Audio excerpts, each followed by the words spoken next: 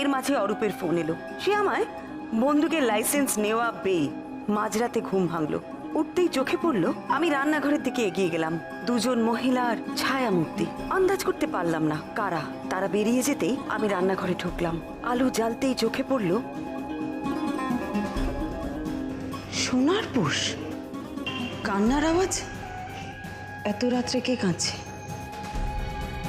আওয়াজের দিকে এগিয়ে গেলাম। অম্বরীশ বাবুর ঘর। নন্দার ধারণা, দেখো অম্বরীশ বাবু 2 বছর হলো চাকরি নেই, আর বৌদির গয়না বেচার টাকা সংসারে দিচ্ছে। সেটা বসুদা জেনে গেছে, তাই চিচি করছে।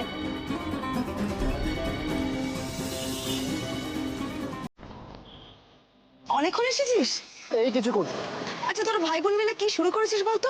আমার কি সব করা মানে ভালো লাগে না আমার। শোনো না, দেরি হয়ে যাচ্ছে, চলো চলো চলো চলো চলো চলো। বউ এবারে কথা বলছিলাম যে গয়নার কেসটা কতদূর? কেসটা এখনো ধোঁয়াটে, তবে ধোঁয়া সরছে আস্তে আস্তে। কিরকম? কেসটা না খুব অদ্ভুত জানিস অরূপ।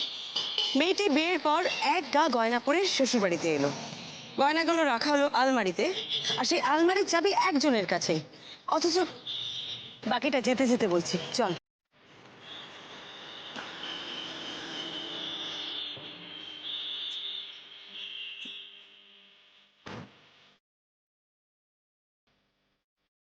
দিদিভাই বলে গেল চোখ কান খোলা রাখতে। এভাবে ঘরে বসে থাকলে তো কিছুই বোঝা যাচ্ছে না। যাই এক চক্কর বাড়িটা ঘুরে আসি। ও মা, এখানে কে এসেছে? পাতাই বাবু, এসো এসো এসো। সবাই সবাই খেলা চালু হয়ে গেছে। হোমওয়ার্ক ডান। তোমার ফেলুদা কোথায়? আমার ফেলুদা বেরিয়েছে। বন্দুক আনতে? না, বন্দুক চালানো শিখতে। তুমি আসলে খেলবে? কি খেলবো? চলো না, যেতে যেতে বলছি। আরে কোথায় নিয়ে যাচ্ছিস? পাকাল, ওই দেখো। প্রথমে তোমার চোখটা বেঁধে দেবো, তারপর অনেক রকমের আওয়াজ করবো। সেটা কিসের আওয়াজ, সেটা কোন দিক থেকে আসছে, সেটা তোমাকে বলতে হবে। ওরে বাবা, এ তো শব্দভেদী খেলা। এই খেলা তুই শিখলি করতে গেলে? এই খেলা তুমি এক্সপার্ট। তাই একটু শুনি তো, কোথা থেকে শিখেছিস? আমি তো জানিই না। আচ্ছা বল এবার, খেলাটা কে শিখিয়েছে তোমায়? নতুন কাকি। এটা অন্ধকার ঘরেও খেলা যায়। তাই? হ্যাঁ তো, আমি তো অন্ধকার ঘরেই শিখেছিলাম।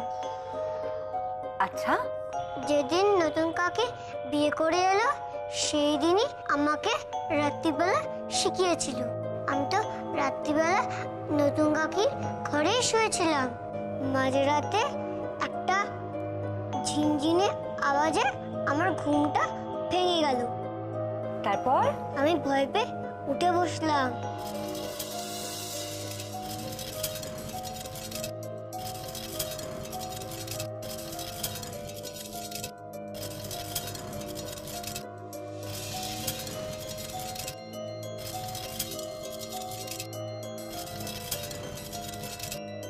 কে কে? নতুন কাকি? কে আওয়াজ করলো? নতুন কাকি? তুমি? ভয় পেয়েছো আওয়াজে? কিসের আওয়াজ হচ্ছিল? আমি শুনতে পেলাম ঝিনঝিন করে। এই যে দেখো, এটার আওয়াজ হচ্ছিল। এই আওয়াজ পেয়েছো তো? হ্যাঁ। একটা খেলা শিখবে, দারুণ মজার। কি খেলা? শব্দ চেনা। সেই রাত্রিরে নতুন কাকি আমাকে এই খেলাটা শিখিয়েছিল। তারপর থেকে আমি চ্যাম্পিয়ন হয়ে গেছি। বাহ, খুব ভালো তো। চলুন আন্টি, আমরা এখন খেলি। এখন? হ্যাঁ এখন। দাঁড়াও, তোমার চোখে রুমালটা বেঁধে দিই। পাকাল, পরে খেলবো তো। ওই দেখো। একদম চিটিং করবে না কিন্তু। বৌনি, তোমার পুরো কথা শুনে যা মনে হলো বাড়ির অনেকেরই মোটিভ থাকতে পারে। দেখো, অম্বরীশের চাকরি নেই, ও চুরিটা করতে পারে। অমিতেরও সামান্য চাকরি, সেদিক থেকে দেখতে গেলে ও চুরিটা করতে পারে। দোলনের নজর থাকতে পারে গয়নার ওপর। বাড়িতে কেউ নেই সেই দেখে বাড়ির কেউ হয়তো গয়নাগুলো সরিয়ে ফেলতে পারে। সেভাবে ভাবলে তো বসেও চুরিটা করতে পারে। সেই জন্যই তো জটিল আছে অরূপ। আর নন্দা তো বারবার বলছি, এবারে লোকজন এত ভালো, এদের মধ্যে কেউ চুরি করতেই পারে না। অথচ একটাও বাইরের লোক আসেনি। আমি নিশ্চিত এদের মধ্যেই কেউ চুরি করেছে। দিদির এক্সপিরিয়েন্স কম, দিদির সঙ্গে কেউ ভালো ব্যবহার করলে দিদির মনে হয় যে, তো একটা জিনিস আমি বুঝতে পারছি না, ওই নতুন বউ তার মামা মাইমার তোমাদের ও বাড়িতে যাওয়া নিয়ে এত আপত্তি কেন? না, আপত্তি সেটা একেবারেই মুখে বলে দেয়নি, তবে ভাবে ভাবে বুঝিয়ে দিয়েছে যে আমি না গেলেই ভালো হয়। কিন্তু দেখো, পুরোনো গয়না খুঁজে বার করার তো ওনাদের সব থেকে বেশি তাগিদ থাকা উচিত। ওনাদের মা ঠাকুমার গয়না, একটা সেন্টিমেন্টাল ভ্যালু তো থাকা উচিত, তাই না?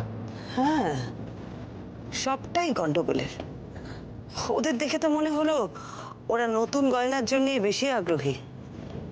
ওদিকে সুনন্দা দেবী, মানে মাসিমা, উনিও খুব আপসেট ওনাদের বসিরহাটের বাড়িটা বিক্রি হয়ে যাবে বলে। খুব খারাপ লাগছে অরূপ, একটা কিছু না করতে পারলে। দেখো বৌমনি কি হয়। এই তো আমরা এসে গেছি, বাদিক করে কলকাতার রাইফেল শুটিং ক্লাব। এই তো বাদিক করে রাখো।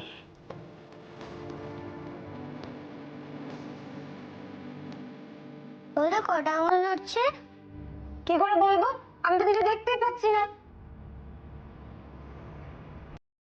আমি একটা আওয়াজ করবো, সেটা শুনে বলতে হবে এটা কিসের আওয়াজ।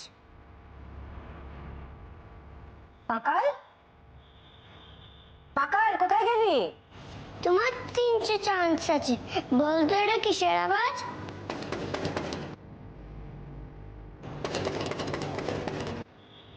জানি না আমি। বলতো এটা কিসের আওয়াজ। কিসের আওয়াজ পাকাল এটা? আমি জানি না, দূর, আমি পারবো না এই খেলা খেলতে।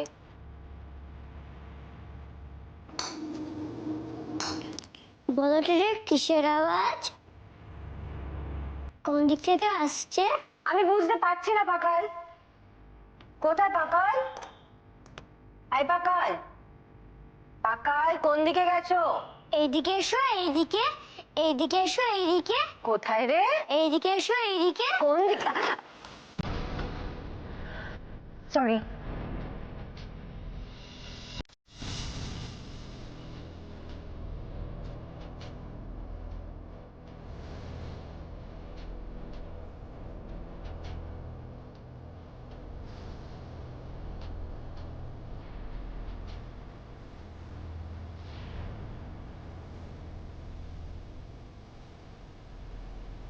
এ কি, তোমাকে এরকম দেখাচ্ছে কেন?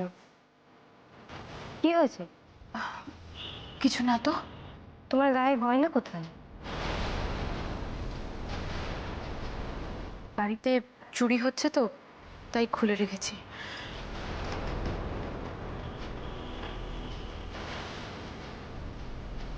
চোখ মুখ দেখে তো মনে হলো সারা রাত ঘুমোয়নি। এ কি তাহলে রান্নাঘরের একজন? তোর, তুমি তো খেলছোই না, আমি যাই।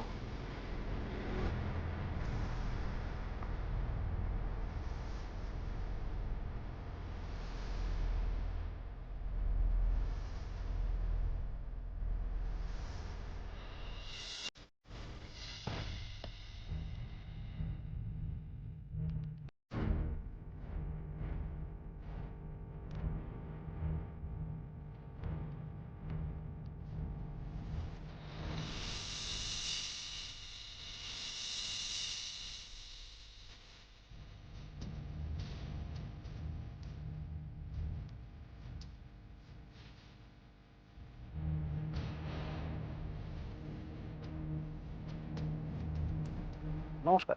নমস্কার, আমি পরমা মিত্র। স্যারের সাথে আমার অনেক আগেই কথা হয়েছিল। আপনার কিন্তু এই ট্রেনিংটা আগেই নেওয়া উচিত ছিল। আমি প্রকাশ বর্মা। এই গ্লাসটা পরে নিন।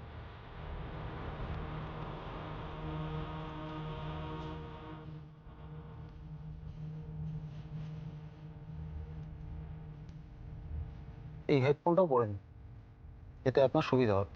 আচ্ছা,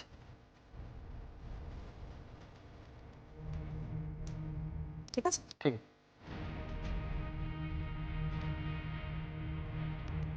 এটা গান ম্যাগাজিন, এতে দেখুন বুলেট ভরা আছে।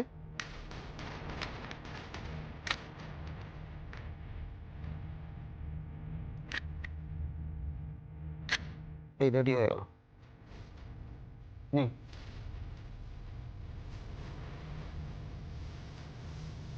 আরে নার্ভাস হচ্ছেন কেন? আমরা তো এই জন্যই আছি। সিনেমা দেখে সবাই ভাবে গান তুললেই গুলি ছোড়া যায়, আসলে ব্যাপারটা কিন্তু অত সহজ না। প্রপার প্র্যাকটিস দরকার। নিন ধরুন।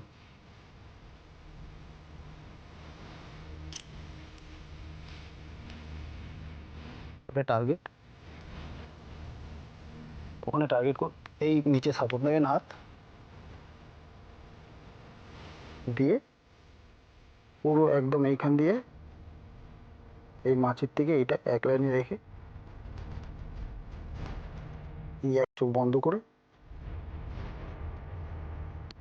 একদম কনসেন্ট্রেট করবেন, তারপরে ফায়ার করবেন। ভারী তো এটা। আর প্রথম প্রথম ভারী লাগবে, তারপর আস্তে আস্তে অভ্যেস হয়ে যাবে।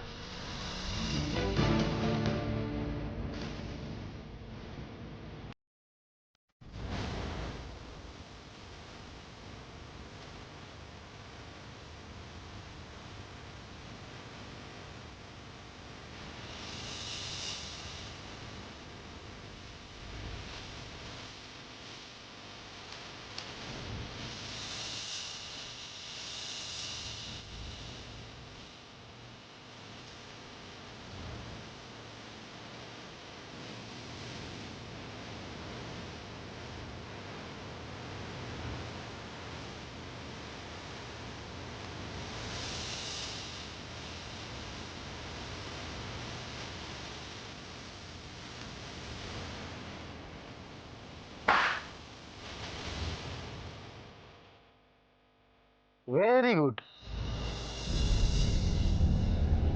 নিন, আবার টার্গেট করুন।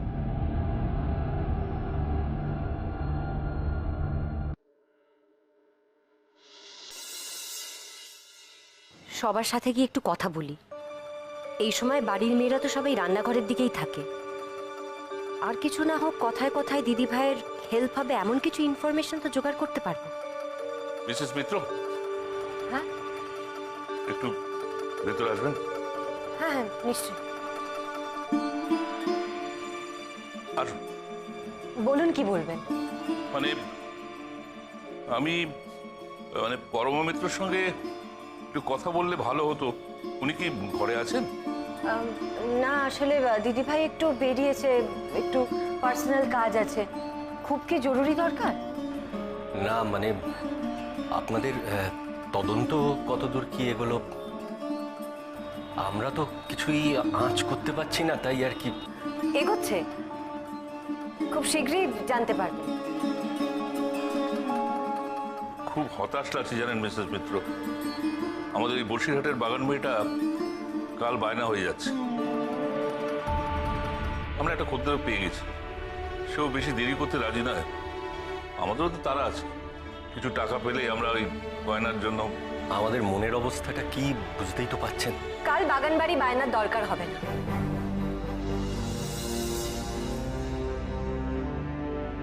দরকার হবে না মানে কেন?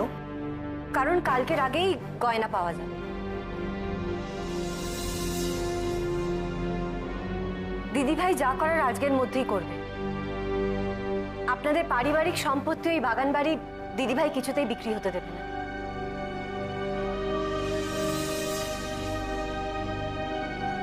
উনি কি বলছেন, আজ গয়না পাওয়া যাবে? যাবে। আর আমারও বিশ্বাস দিদিভাই ঠিক আজকের মধ্যে গয়না বের করে দিতে পারবে। তাই যদি হয় তাহলে আমাদের পরিবারটা ভেসে যাবে জানেন। সত্যি তাই। জানি না আপনার কথা সত্যি হবে কিনা, তবে ভরসা করতে ইচ্ছে করছে। আশা করি আপনার কথা মিলে যাবে। ও হ্যাঁ, ভালো কথা, আপনাদের কোনো অসুবিধা হচ্ছে না তো? না না, সব ঠিক আছে। আসলে আমাদের সবার মনের যা অবস্থা, তাতে সব দিকে নজর রাখতে পারছি না। কোনো রকম অসুবিধা হলে আমাদের বৌদের বলবেন। আফটার অল আপনারা তো অতিথি। হ্যাঁ, আমাদের কোনো অসুবিধে হচ্ছে না। আসি তাহলে।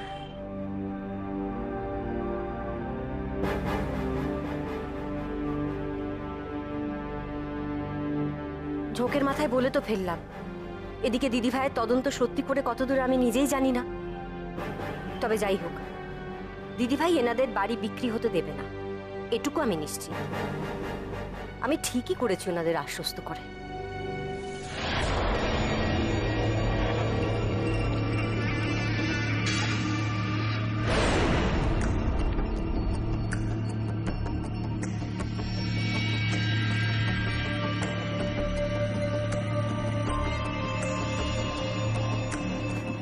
তুমি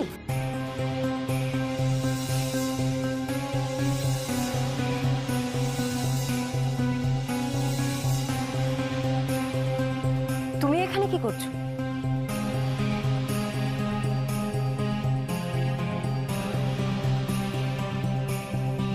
কি হলো, লুকিয়ে লুকিয়ে কি করছিলে বলো? একটা কথা, আসলে পরমাদিকে জিজ্ঞাসা করার সাহস হবে না। আপনি বলুন না, সত্যি আজকের মধ্যে গয়নাগুলো পাওয়া যাবে? তুমি লুকিয়ে লুকিয়ে আমাদের কথা শুনছিলে?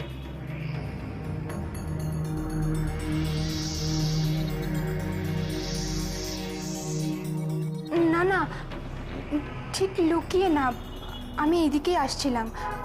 আপনারা কথা বলছিলেন, তাই শুনে একটু, বাবা কাকামুনি ওনারা ছিলেন তাই। আচ্ছা বলুন না, পরমাদি আজকে গয়নাগুলো ফিরিয়ে দেবেন? হ্যাঁ, যা হওয়ার আজকেই হবে। ও নতুন কাকি, ও নতুন কাকি, তুমি আমাকে মেক্সেন্ডেসগুলো দিয়েছিলে, সব হয়ে গেছে, দেখবে না?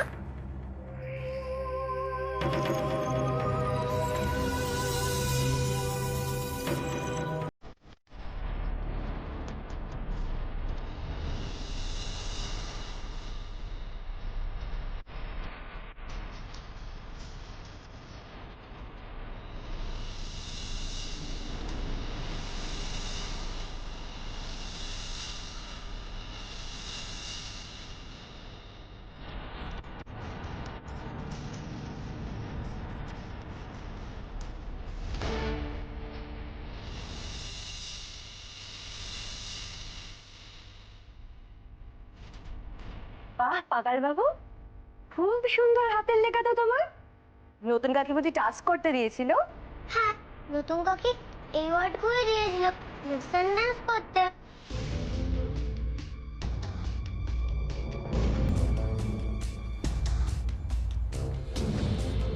চলো চলো, আর সঙ্গে খেলবে চলো, আমার সব ফোনটা হয়ে গেছে।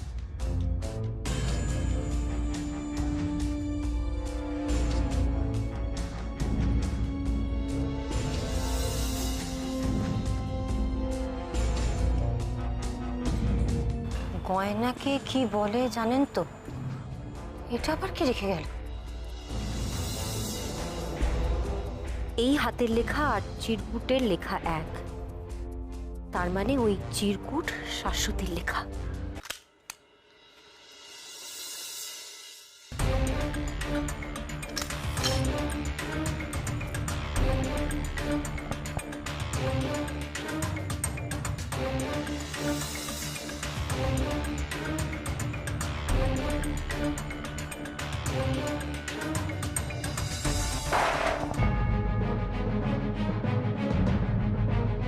গ্রেট মিসেস মিত্র, আপনার সেন্স মারাত্মক। আমি আমার অভিজ্ঞতা দিয়ে বলছি, আপনার শিখতে বেশি দিন সময় লাগবে না। কি বলেন স্যার? অ্যাবসলিউটলি। বৌনি শুনলে তো? So carry on.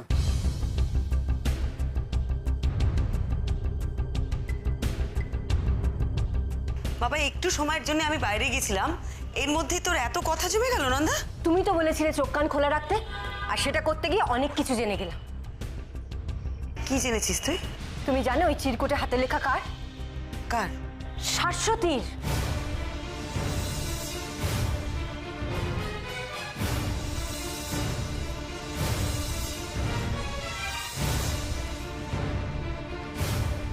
তুই শিওর? আমি শিওর দিদি ভাই, আমি 100% শিওর। ওই পাকালের খাতায় আমি শাশ্বতীর হাতের লেখা দেখেছি, ওই একই হাতের লেখা। বাহ, এটা খুব ভালো খবর জোগাড় করেছিস। আর আর একটা গন্ডগোল করে ফেলেছে দিদি ভাই। কি? আমি ওনাদের বলেছি যে তুমি আজকের মধ্যেই গয়না খুঁজে বের করে দেবে। আসলে জানো তো, অম্বিকেশ বাবু বলছিলেন বাড়ি নাকি কালকেই বায়না হয়ে যাবে। আমি তখন বললাম যে আপনি চিন্তা করবেন না, দিদিভাই কিছুতেই আপনাদের পৈতৃক সম্পত্তি বিক্রি হতে দেবে না, দিদিভাই তার আগেই কিছু একটা হেস্তনেস্ত করবে। সেটা শুনে ওনারা খুব শান্তি পেয়েছেন, আশ্বস্ত হয়েছেন জানো। আর তুমি জানো, ওই শাশ্বতী লুকিয়ে লুকিয়ে আমাদের সব কথা শুনছিল পর্দার পাশে, আমি দেখেছি দরজার বাইরে দাঁড়িয়ে। আচ্ছা নন্দা, আমি বেরোনোর পর কি কি হয়েছে তুই আমাকে গুছিয়ে বল। দেখো, তুমি তো চলে গেলে, পাকাল আমার ঘরে এলো, এসে বললো আমার সাথে একটা খেলা খেলবে। আমি বললাম কি খেলা? বললো শব্দ শুনে নাকি বলতে হবে শব্দটা কোথা থেকে আসছে, কিন্তু আবার চোখ বাঁধা থাকবে, লুকোচুর। আমি জিজ্ঞেস করলাম কোত্থেকে শিখেছি সেই খেলাটা, বললো নতুন কাকি আমাকে শিখিয়েছে। বিয়ের রাত্রির বেলা নতুন কাকি এই খেলাটা আমাকে শিখিয়েছে।